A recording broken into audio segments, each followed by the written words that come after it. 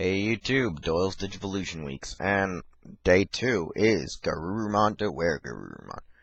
Matt, the Digidestin, and Gabumon were probably a lot of the kids' favorites growing up as a kid, because a lot of kids love Garurumon for the wolf gimmick, the badass style that he would change to Where Garurumon. When you see him in body mode, for the body of Garurumon, you automatically see parts for Where Garurumon, which automatically are showing. I'm pretty sure this is how it's supposed to look like in Garurumon form. The one left hand got really loose because it's a ball joint, and that tends to be a problem. I mean, it barely stands good. I mean, it's just dying on its own right now on display, so I gotta really, put these 3 legs out to get it really standing, and it's not helping. It's not helping. I mean, when I first was displaying it, was working good. The mouth actually has a cool biting gimmick, which is actually pretty awesome. I mean, a bite gimmick. At least that's cool. Got a little, press the button. It bites stuff, talks. Tail's pretty flimsy. Its butt's pretty flimsy. I like it just for the Garurumon form more than the Where Garurumon form, but it's an easy transformation. Well, most transformations, I believe, were all easy for the earlier types of Digivolution toys. There were only 3 to start with. The first thing usually is to pull up his ass. Yeah, that's right. Pull up his ass, I think. Yeah, how does it... I don't know. Wait. Yeah, you pull it up. And you pretty much have to spin it up when you spin the whole body. So just you pull it up, and I always get it ready like this for transformations. Then most crap, there goes the ball joints. Then I usually just open up the main chest plate, and there's your arms inside. Yeah, his arms inside his chest. Then you pull them out, as usual. It's one of those switch around things. You switch and roll, switch and roll, switch and roll, switch and roll. Switch and roll. We'll turn and spin, and, you get the gimmick. And then practically, I think you put them in. Ball joint pops off. Stop popping off. That's not the right thing to do, Garurumon.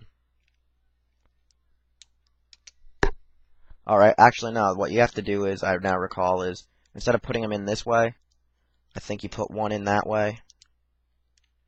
It's been forever since I transformed them into Where Garurumon, that I think you put them in like this, but you have to turn the arms opposite direction, so they're like this, and then spun around like that, so you can actually get them in the body. It was something weird. I always forget these gimmick ones when switch and flip, because the switch and flip gimmick always ends up pissing me off, and I end up smashing stuff.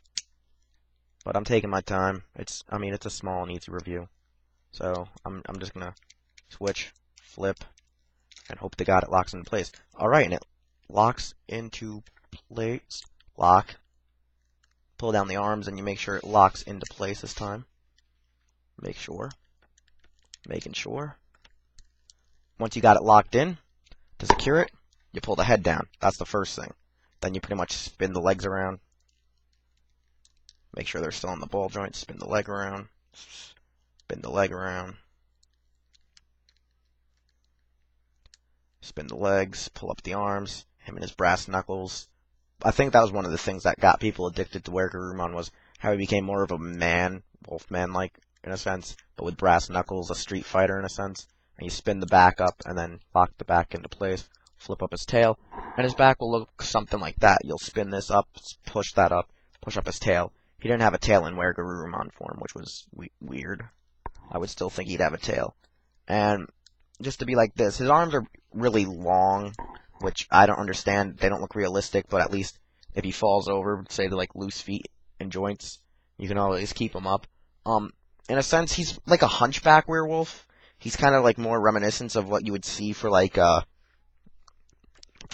Underworld, Rise of the Lycans and shit. They're more like hunchback, bigger, buff, creepy, weird werewolves. I mean, it kind of actually reminds me a bit of that new Wolfman from Universal, but with street clothes.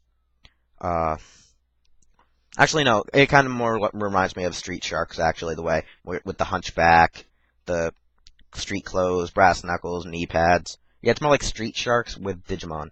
It's a weird thing, and I find it quite comical. Um, I mean, Where Garurumon was one of my favorite Ultimates, and probably it's one of yours back in the day.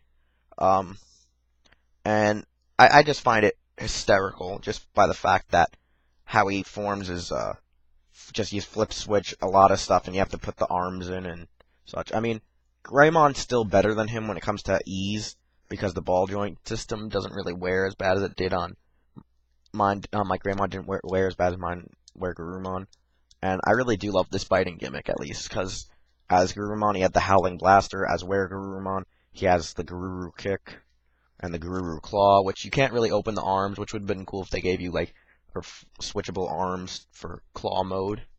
I mean, that's something you would see on a D-Arts, which, seriously, Bandai, market this. D-Arts Wear Garurumon. I bet it'll sell better than your Metal Greymon, which you have yet to release. Yeah, where's our Metal Greymon? I mean, not Metal Greymon, our Metal Garurumon. We're supposed to get a Metal Garurumon, because we have a War Greymon, we have an Omnimon, we have a Black War Greymon. Hell, we even have a Belizamon. You're making Belizamon before Metal Garurumon? I mean, I love Belizamon, but I would like you to at least complete Omnimon first, man. What the hell? But anyways, this is a great figure. It's one of my favorites. I'm going to rank it at least a 5 on nostalgia, for nostalgia. 5 for posability, but about a 3 for staying together. I mean, it's a 5-5-3. And because it's just horrible, because like the arms pop off, it doesn't really want to lock in at times, and it turns to be a bitch at times when you're trying to transform it. I mean, I was just having my own trouble switching the arms around because they kept popping off, as you could see.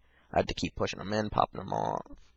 They pop off, I pop them back in, and I get them back into this pose. I really kind of think it's a funny way how I got it posed right now. I mean, it's just that his body is so misshapen compared to Metal Greymon that it's like, what is this? Is this really Garurumon? Where Garurumon? What the hell is it? It's like a giant ball with a head and limbs.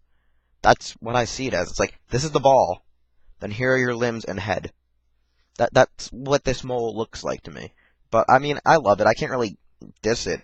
I mean, it was a toy from childhood, but it's great. You gotta love old Season 1 Digimon stuff.